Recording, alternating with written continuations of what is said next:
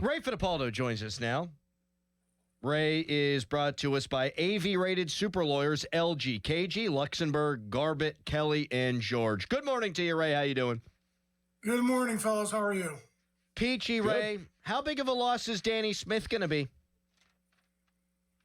Well, I mean, they're losing their entire coaching staff, so all those guys will be gone. But, Danny's received a lot of criticism over the years, but I actually think his units have been okay the last couple of years. This wasn't one of the best years. I think every team had a hard time with the new kickoff rule, like getting positive yards out of that. But, I think overall, what's he been here since 13 or so? I think overall he's had a pretty good run here. Yeah, and it's probably time to go. Like you said, he's dealt with criticism, and they were okay this year. That's not a guy that you need to be bending over backwards to keep. Ray, Mike McCarthy, from the Steelers' point of view, does that make sense by hiring him? Is he a strong candidate first in your point of view, but from the Steelers' point of view, does it make sense? I definitely think he's a strong candidate. I mean, he's got a 600 and some winning percentage, won a Super Bowl at the expense of the Steelers. He knows how to put together a staff. If Art Rooney truly is wanting to contend every single year, I think Mike probably gives them probably one of the best chances of all these guys to come in and hit the ground running.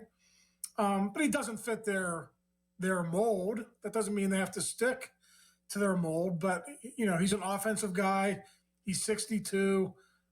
Just goes against everything they've ever done at the position. And I should point out, he's kind of an outlier among the candidates, right? Like everyone else kind of does fit that mold to a certain extent. So he's from Pittsburgh. He's got a long relationship with Omar. Like I said, what's it hurt to talk to a lot of candidates, cast a wide net, and see if somebody knocks your socks off. Ray Fittipaldo joining us on the Fan Morning Show, and the Fan Morning Show, as always, brought to you by Guardian Protection, your hometown home and business security company. Ray, do you think the Steelers would have any interest in interviewing Sean McDermott?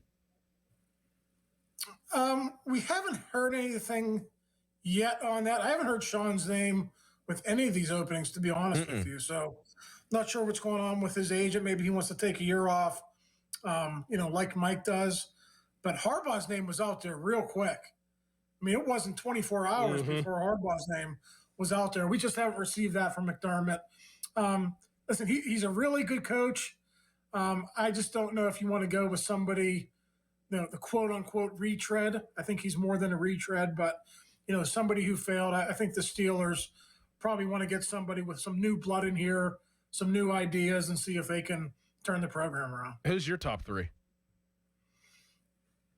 I would probably right now, I'm really intrigued by the two Rams guys. So I'll group those in together, Shieldhouse and Shula. They may come as a package deal if they go with Shula, but I like those two guys. And, if I had to pick a third right now, probably not Flores.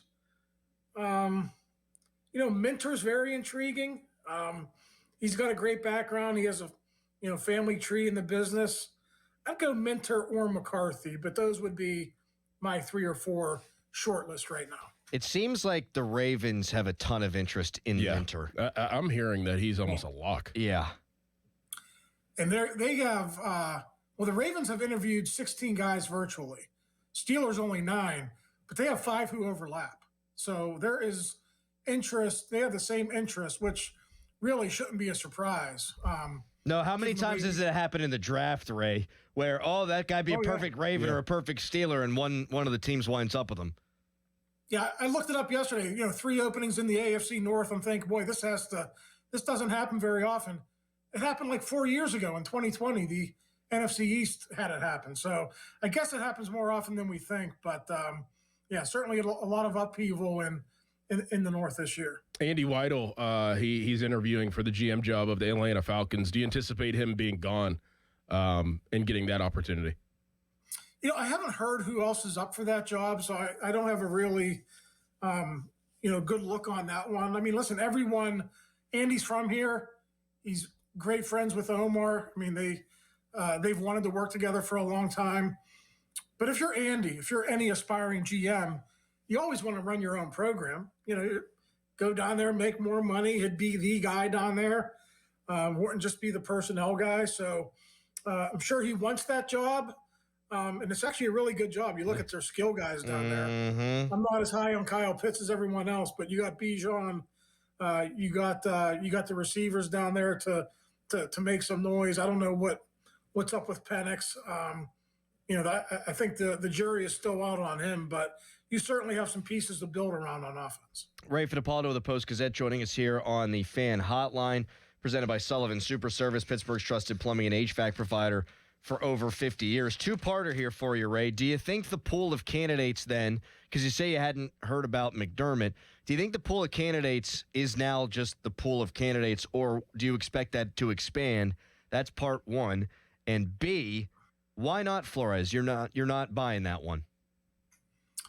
Well, I mean, he's a guy who was I don't want to say he was a failed head coach, but there were some issues in Canada with personality clashes, and he was here for a year. But can you really know what he's going to be like? That's my only hesitation. I thought he did a really good job when he was here. People here speak highly of him. I would just be a little bit hesitant to go down that road. Ray, I think you just referred to Minnesota as Canada. Or is he saying Matt Canada? Or are you saying that because there were issues with a guy like Matt Canada, you don't want to bring in a guy? Oh, no, I'm sorry. I meant there were issues in Miami. How did I get Miami and Canada? Dude, I don't know, but Dorin and I made eyes at each other. I'm like, man, it's early and it's cold. Damn. And I've already had a cup of coffee. Do you think that's the full pool of candidates, Ray? Yeah, there might be one or two more. So they did all the virtual. McCarthy didn't do a virtual, but he's in person. I could see them doing another in person that we don't really know about right now. But listen, it's got to get moving, guys. They're going to do the two Rams assistants. I assume they're going to go to LA to do that on Monday. I don't think they're going to have time to fly those guys across the country. I would think they would fly out there and, knock those two out in the same day. And then if they really like those guys, they only have like 5 days to wrap it up before the Super Bowl, because then you're not allowed to do anything during Super Bowl week. So I think this is just going to be wrapped up before the Super Bowl. I know that seems like a lot of time, but I think it's going to come pretty quick. And I think if it's either of those Rams guys, you could start hearing some stuff happen like Monday night, Tuesday into Wednesday about which one it's going to be. Jalen Ramsey, will he be here next year?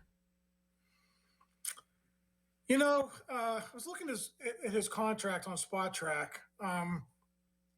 He's making like decent corner money.